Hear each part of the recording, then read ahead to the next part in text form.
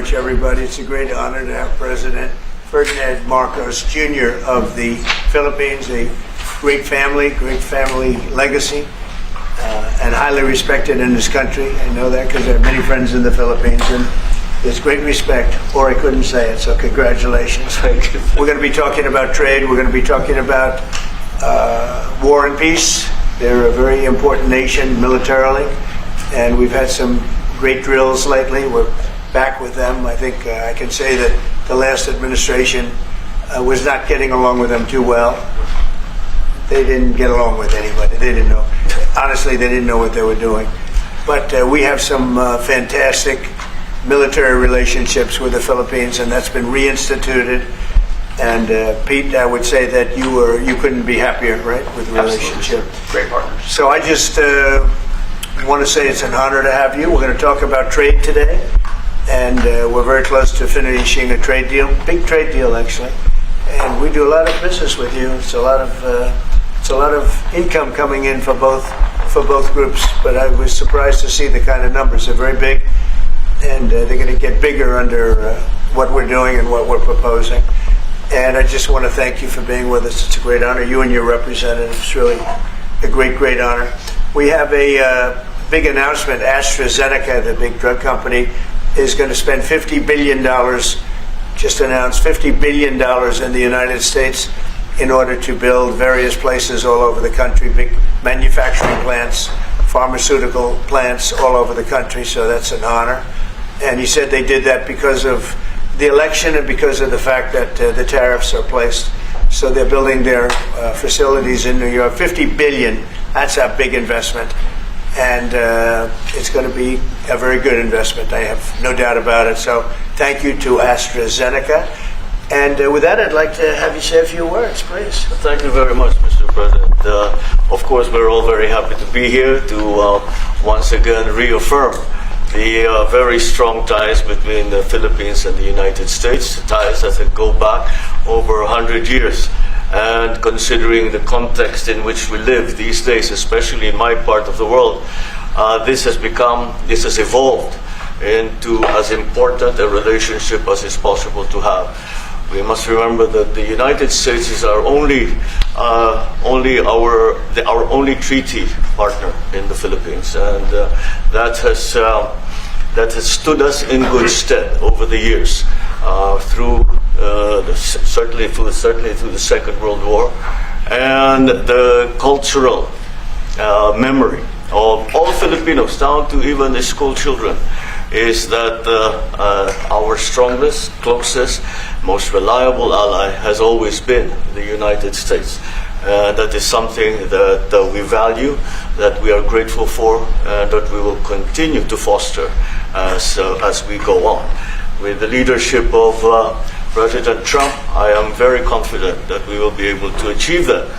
I think it is worthwhile to remember that it was President Trump who, in his first term, characterized the relationship between the Philippines and the United States as ironclad. And that has been necessarily the case since that time that you made that statement, sir. And it is something that the Philippines will always hold close to its heart. Thank you once again, and we are honored, and it is our great pleasure to be here and to visit with the President of the United States. Thank you, sir. It's my great honor. Any questions? Mr. President. Yeah, please go ahead. Mr. President, do you think that Fed Chair Jerome Powell should resign?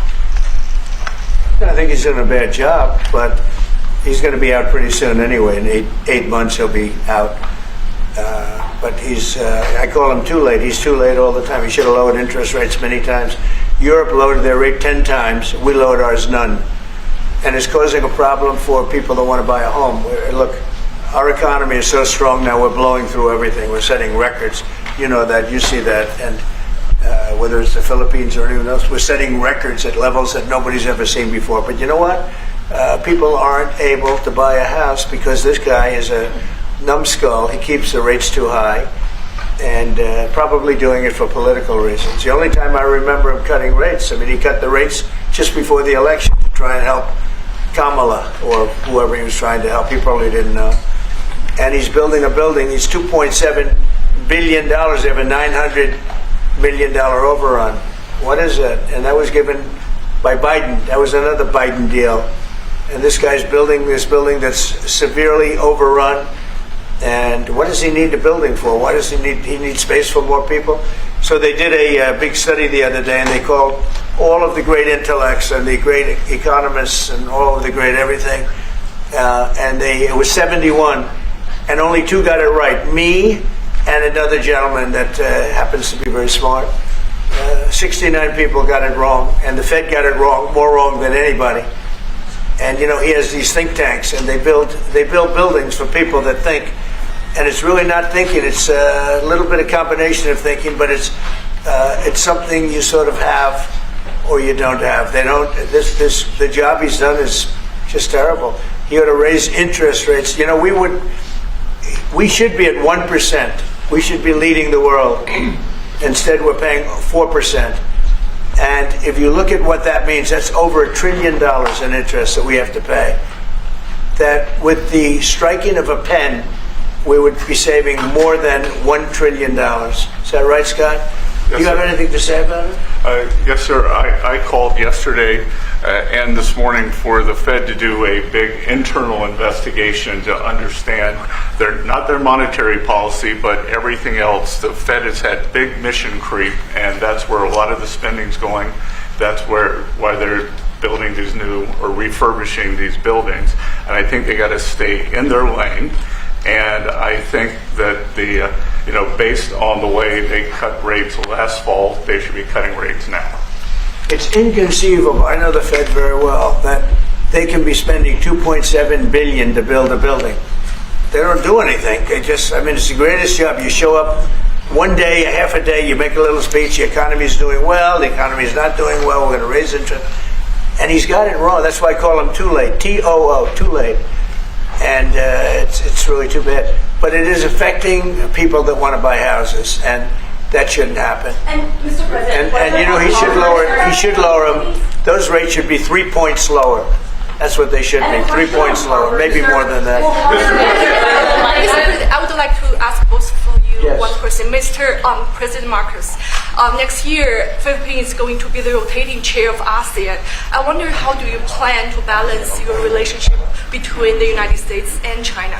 And for President Trump, Kremlin yesterday said if you are going to Beijing in September, they wouldn't rule out a meeting between you and President Putin. Is such a meeting possible? And how soon do you plan to visit China? Well, we have a lot of meetings possible. President Xi has invited me to China, and we'll probably be doing that in the not too distant future, a little bit out, but not too distant. And I've been invited by a lot of people, and we'll make those decisions pretty soon. Please. Well, as you say, we are chairing ASEAN for 2026. There is no need, in a sense, to balance, as you characterize as, to balance our relationship within the United States and China, simply because our foreign policy is an independent one, and we are essentially concerned with the defense of our territory and the exercise of our sovereign rights. Now, whether we do this not alone, we need to do this with our partners. And again, our strongest partner has always been the United States.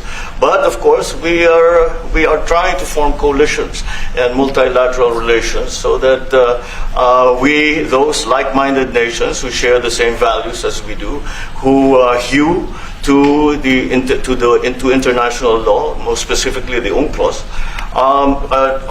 present that position very clearly to anyone who has intentions of unilaterally changing the world order, and that is how we are guided in that. And I don't mind if he gets along with China, because we're getting along with China very well. We have a very good relationship. In fact, the magnets, which is a little complex piece of material, but the magnets are coming out, very well. They're sending them in record numbers. We're getting along with China very well, and I don't mind if the president dealt with China, if that's meant, because I think he has to do what's right for his country. I've always said, make the Philippines great again. Do whatever you need to do, but you're dealing with China wouldn't bother me at all. It is something that we have to do in any case. Yeah. And certainly. Mr. President, do you support the Justice Department seeking a new interview with Ghislaine Maxwell, and did you urge the Attorney General to seek one? I don't know anything about it. They're going to what? Meet her? Your Deputy Attorney General is reached out to Ghislaine Maxwell's attorney asking for a new interview. Yeah, I don't know about it, but I think it's something that sounds appropriate to do. Yeah. Do you have any concern that your Deputy Attorney General, who's your former attorney, would be conducting the interview, given your past relationship? He's a very talented person. He's very smart. I didn't know that they were going to do it. I don't really follow that too much. It's sort of a witch hunt, just a continuation of the witch hunt. The witch hunt that you should be talking about is they caught President Obama absolutely cold, Tulsi Gabbard. What they did to this country in 2016, starting in 2016, but going up to 2020 in the election. They tried to rig the election, and they got caught. And there should be very severe consequences for that. When we caught Hillary Clinton, I said, you know what? Let's not go too far here. It's the ex-wife of a president, and I thought it was sort of terrible. And I let her off the hook, and I'm very happy I did. But it's time to start, after what they did to me, and whether it's right or wrong, it's time to go after people. Obama's been caught directly. So people say, a group. It's not a group. It's Obama. His orders are on the paper. The papers are signed. The papers came right out of their office. They sent everything to be highly classified. Well, the highly classified's been released. And what they did in 2016 and in 2020 is very criminal. It's criminal at the highest level.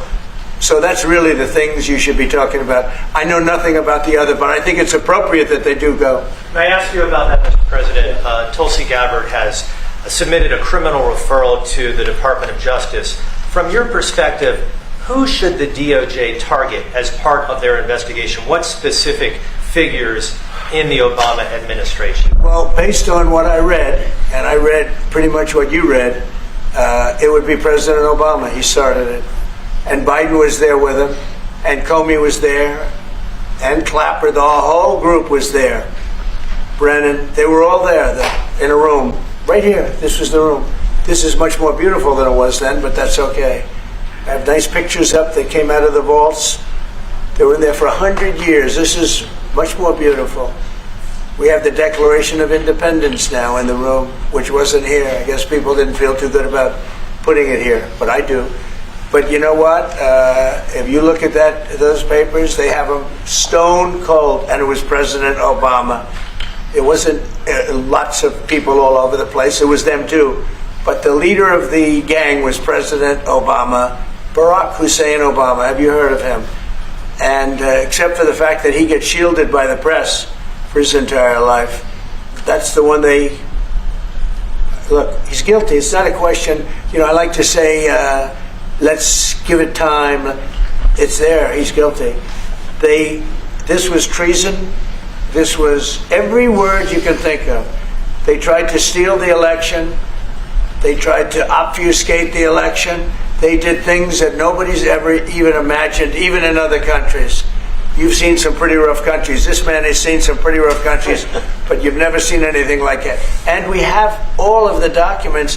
And from what Tulsi told me, she's got thousands of additional documents coming. So President Obama, it was his concept, his idea, but he also got it from crooked Hillary Clinton. Crooked is a $3 bill.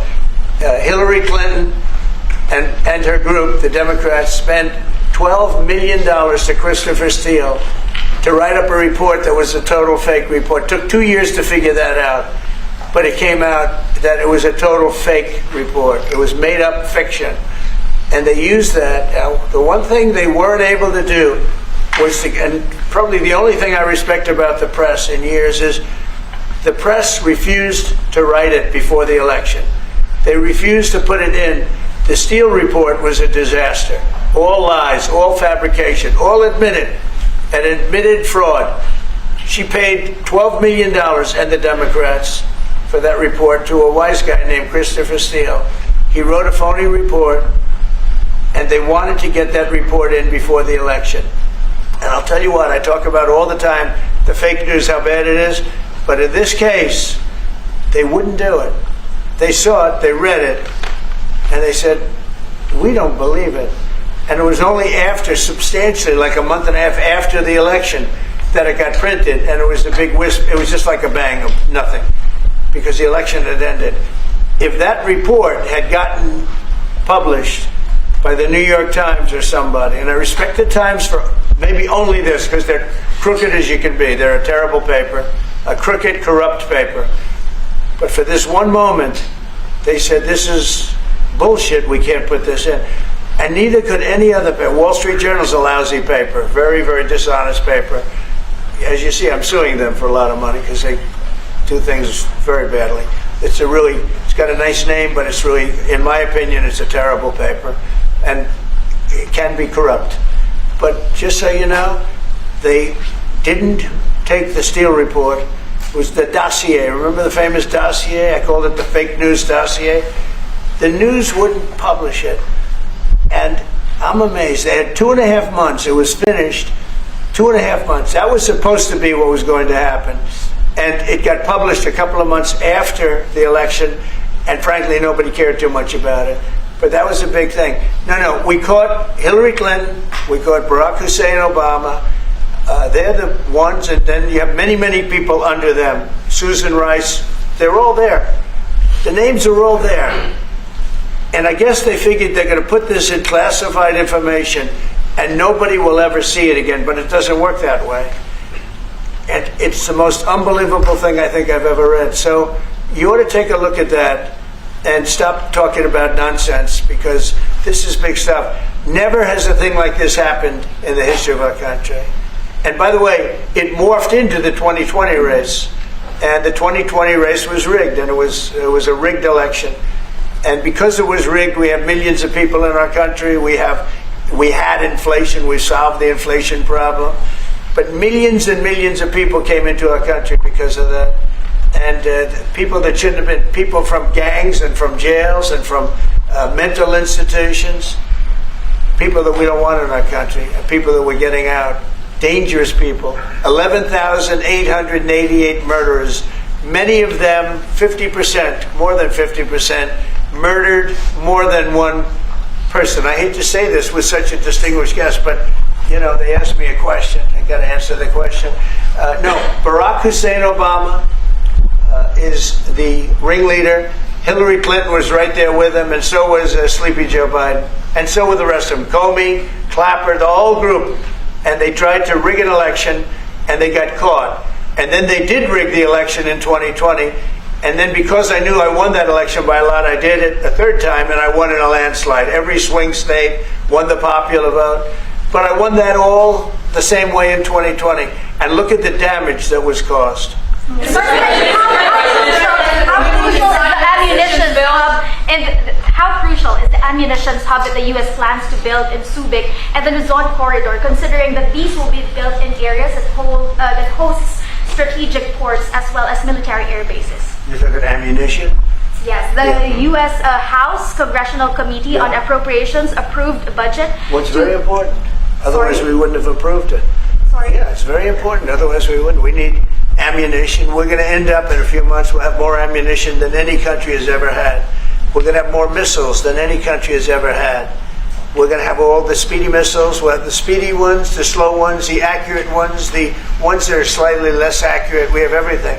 But we will have more ammunition than any country has ever had. It's very important to me. And how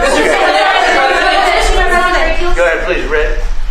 Sir, when you say that you're close to making a trade deal, what gaps remain? And for President Marcos, sir, I was just wondering, do you not think that perhaps the Philippines hosting U.S. missile systems could be considered escalatory by China, especially because they can strike deep into mainland China? Thank you. Well, it's an honor to be with this gentleman. You know, I've known him, and I've known his family, actually, but I've known him And I assume you're from the Philippines? Are you from the Philippines? Yes, sir. That's good. You're very lucky to be from the Philippines. Right? It's a great place. But we're going to have a very good relationship. I mean, I know you had some problems with another president, and it was not your fault. It was the president's fault. And the country was maybe tilting toward China, but we untilted it very, very quickly. But you had a country that was tilting toward China for a period of time, and I just don't think that would have been good for you. You can deal with China, you should deal with China, but when I got elected, everything changed, and they came right back to us. President Trump, could you consider extending Say it again? Yeah, Brian, go ahead. Oh, Mr. President, I just wanted to piggyback off the Sorry, I have a housing. question to President Marcos. I'll let you Yes, answer yes. first. I'm sorry, what was the question again? It was about whether having U.S. missiles hosted in the Philippines could be considered escalatory by China. All of what we consider part of the modernization of the Philippine military is really as a response to the circumstances that surround the situation around the South China Sea, and now what we used to refer to as Asia Pacific, which we have expanded now to the Indo-Pacific. And if we would certainly, like in any kind of military spending, we would wish that it wasn't necessary, but it is. And so that is what we are doing. And as an adjunct to the question about the ammunition production, this is actually, the United States is assisting the Philippines in what we call our self-reliance defense program, which is to allow us to be self-reliant and to be able to stand our own 2 feet, whatever the circumstances that occur in the future. And the reason that we have encouraged more interaction with the United States is because it is necessary. And it is not just with the United States. It is with all our neighboring countries, and even countries as far afield as the Scandinavian countries, the EU. And so this is an ongoing process. And again, I will stress the point that we do this because we feel it is necessary. Don't forget, just as tantamount to what you're asking, the Philippines were loaded up with ISIS and a lot of terrorists, and they were at a very, very dangerous point. And during my administration, we went in and we wiped them out, working with the Philippines, but we wiped them out. But if we didn't go in, I don't know what would have happened. I don't know who would be your president right now. But we spent a lot of time and a lot of talent on going into the Philippines and wiping out terrorists. They had a tremendous problem during my administration, and we cleaned it up. We got them out, and now you really have a good, solid country again. I believe so. Yes. Mr. President, I want to follow up on the housing question. Yeah. You've got no tax on tips, no tax on overtime, no tax on Social Security. How important is it we have no tax on home sales, capital gains, to unleash the housing market in this country? Well, we're thinking about that, but would also unleash it just by lowering the interest rates. If the Fed would lower the rates, we wouldn't even have to do that. But we are thinking about no tax on capital gains on houses. And very impressed that you asked that question, because nobody knew that. Well, how did you find that out? That's very. I wonder why there's so I'm very close. There's a leaker. There's a leaker. I've also got a question. I find it a very interesting world that we know more about 2 people at a Coldplay concert just hours after that viral video than we know of Thomas Crooks 1 year after attempting to assassinate you. What is holding back the investigation on Thomas Crooks? Well, they've reported to me and they've told me things, and they really say they haven't found anything that was abnormal. I would say this: the Secret Service was very brave, because they were right there and they jumped on me. They made a mistake. They should have had somebody on that roof, and they should have had communication with the local police, who also, they did a very good job, but they made some mistakes, and we have a whole different group of people now. I don't think anything can happen, but I think we have the best people anywhere in the world right now, and I think they've learned. And they went into him very, in great detail. They gave me the whole thing, and what can I do? They say that it was just a nut job that was looking to do this, and I spoke with the FBI, the new FBI. I spoke to the FBI, who was the old FBI, I wouldn't have believed a thing they said, because the old FBI under Comey was crooked as hell. He was one of the most crooked. Everybody should read the Horowitz report. Unfortunately, Bill Barr didn't use it. But the Horowitz report, not appointed by me, it was a report on Comey and the FBI. It is one of the worst shots at a human being I think I've ever seen. In fact, the New York Times did an editorial that was one of the worst editorials I've ever seen about anybody. That was about Comey. You ought to go back and get, and Barr didn't use it because he didn't have the guts to use it, or something happened. I don't know. Too bad. He went to Mr. Durham. Instead of doing the Durham, all they had to use is the Horowitz report. And I always felt badly for Horowitz, frankly, because he's a Democrat, I guess. He was appointed by a Democrat. But that report has gotten lost, and it shouldn't be lost. You should all go back. It should be mandatory reading. Go back and read the Horowitz report on Comey and his cronies. And you'll see exactly, we're going to add that to all the stuff that we found. It just confirms it. But what we found is even more so. Now, we found absolute, this isn't like evidence, this is like proof, irrefutable proof that Obama was seditious, that Obama was trying to lead a coup, and was with Hillary Clinton, with all these other people, but Obama headed it up. And, I get a kick when I hear everyone talks about people I never even heard of. It was this one. No, it was Obama. He headed it up. And it says so right in the papers. Got everything. This is the biggest scandal in the history of our country. And it really goes on to even the auto pen, because it all relates to the same thing. It all started the same sick minds. You have an auto pen, which is a tremendous, well, we don't have a president, we have an auto pen that signs everything. I'll bet you sign everything. You don't have auto pens. Everybody, who doesn't sign? You're the president of a country.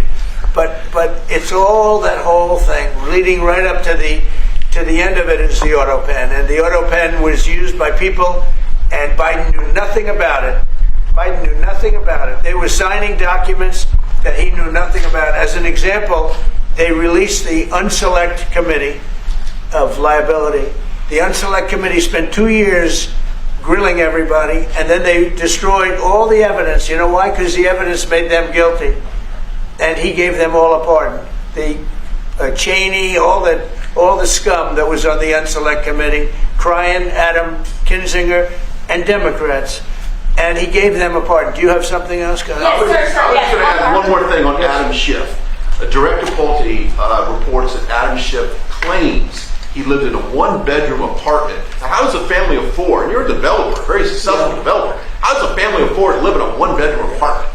No, it looks like Adam Schiff really did a bad thing. They have him. Now, let's see what happens. It's not up to me. I stay out of it purposely. But it's mortgage loan fraud. It's a big deal. He defrauded banks and insurance companies and the federal government. But it's very simple. It's mortgage loan fraud. And you're right. It's a lot of people to live in a one-bedroom apartment, right? But he put it down. But he has a lot of other things far worse than that. So, no, Adam Schiff, they have him 100% on mortgage fraud. Now, if there's anybody else in this room except you would have no problem. But anybody else in this room, you'd have a problem. I'd have a problem. Yeah, please. So there was a hearing yesterday in the Harvard case. Would you allow Harvard to get their federal dollars back as a part of any agreement with the administration? No, I'm not giving. Harvard's been given $7 billion. Can you believe it? By the $7 billion. And we want money to go to all universities, not Harvard. Harvard got more than anybody else. They have $52 billion. They get huge tax incentives and tax breaks on that $52 billion. But they have $52 billion, and they got $7 billion over a short period of time.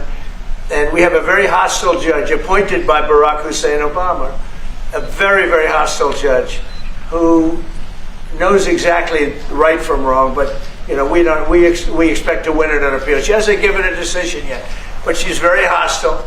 And she was put by Barack Hussein Obama, and generally speaking, anybody that does that, we're going to have problems with.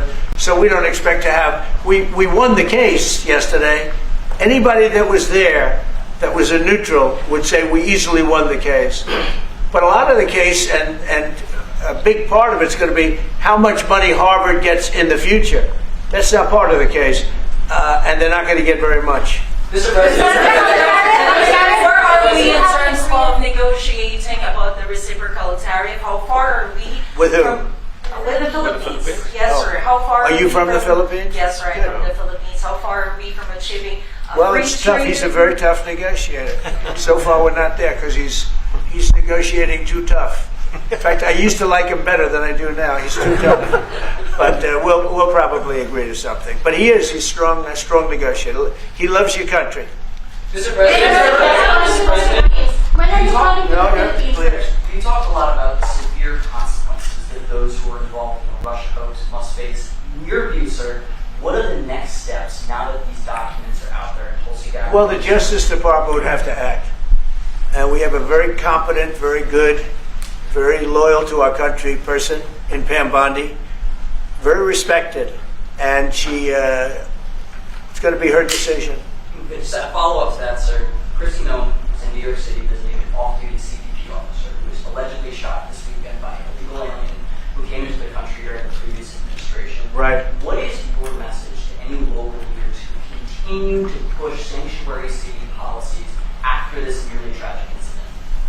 So the only thing I don't understand, because you like to understand things and we're all smart people and all, but why would they allow 21 million people into our country, unvetted, unchecked? You don't allow it. You wouldn't allow people in. He's tough. No, the country's run properly.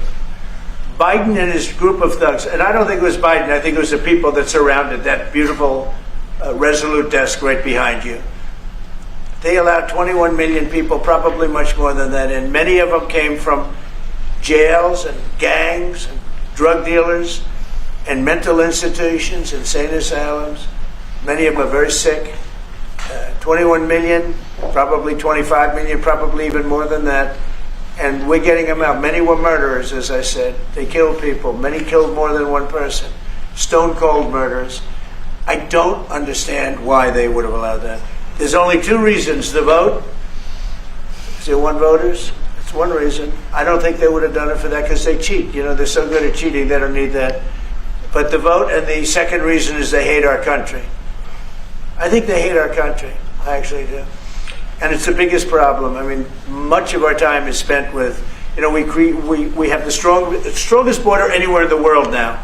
Maybe even stronger than your border, if you can believe it. We have no people came in last month, zero, which is pretty amazing. I'm not even sure I can believe that. But liberals are the ones that do that calculation. So, but we had no people come in. A year ago, we had hundreds of thousands of people come in. Hundreds of thousands of people. And they flowed in. And if it wasn't for the election, it would have been millions of people came in last year. So millions of people prior to election time, they allowed millions and millions of people to come into our, I mean, you saw it. They'd open the gates. If you took an Alabama-LSU football game that holds 128,000 people, I was there, 128,000 people, and I liked them and they liked me. But if you took that and doubled it, that's what used to flow into our country on a daily basis. It's not even believable. And we're getting them out, and we're starting with the worst ones. And we had a man shot yesterday, a police officer who was a great gentleman, shot right here in the throat. Probably won't be able to speak again. But he was brave, and he shot the other guy, and they ended up getting him. And you saw the scene where his friend took him to a hospital and dumped him down on the sidewalk. The whole thing was crazy. But why would anybody do to our country what these Democrats have done? And honestly, we can never forget it. We can never forget it. What they have done, the damage that they've done to America is very, very sad. Thank you very much, everybody.